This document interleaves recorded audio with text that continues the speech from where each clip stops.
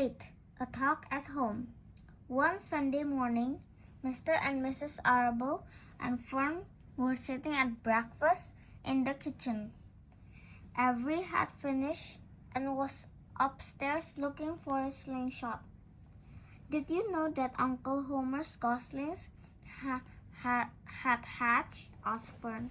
How many? Said Mr. Arable. 7, replied Fern.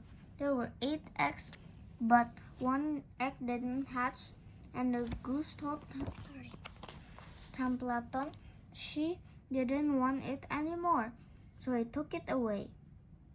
The goose did what? Asked Mrs. Arable, gazing at her daughter with a queer, worried look. Told Templeton that they didn't want the egg anymore? Repeated Fern.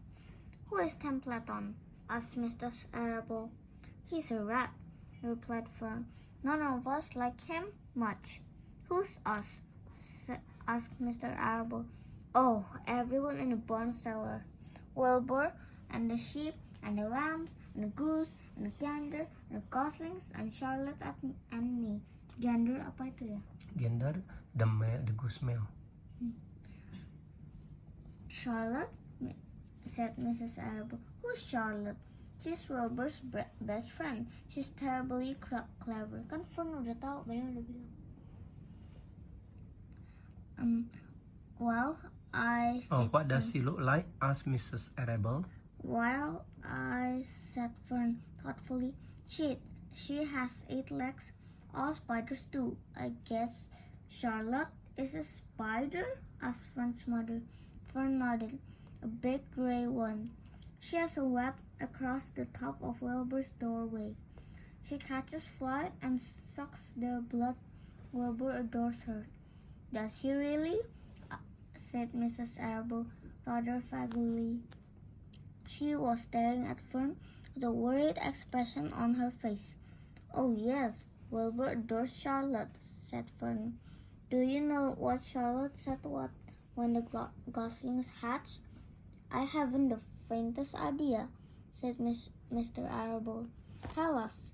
Well, when the first gosling stuck its head out from under the goose, I was sitting on my stool in the corner and Charlotte was on her web. She made a speech. She said, I'm very sure that every one of us here speaks. She said, I'm sure that everyone of here in the barn cellar will be gratified to learn that after 4 weeks of unremitting effort and patience on the part of the goose, she now has something to show for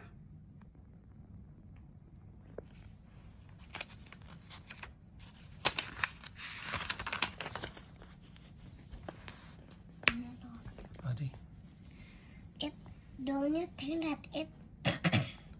that was a pleasantest thing for her to say?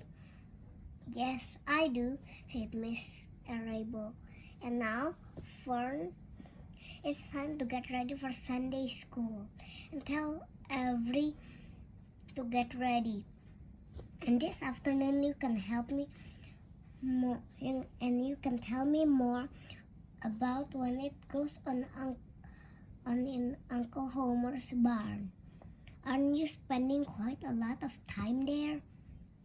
You go there almost every afternoon, don't you? I like it there, replied Fern. She wiped her mouth and ran upstairs. After she had left the room, Miss Arable spoke in a low voice to her husband. I worry about Fern, she said. Did you hear the way she rambled on about the animals, pretending that they talked? Mr. Arable chuckled. Maybe they do talk, he said. I sometimes wonder. At any rate, don't worry about Fern. She's just got a lively imagination. Kids think they hear all sorts of things. It's just the same. I do worry about her, replied Miss Arable. I think I shall ask Dr. Dorfin about her. Dr. Dorian. Dr. Dorian about her the next time I see him. He loves Fern almost as much as we do and want him to know how queerly she is acting about the pig and everything.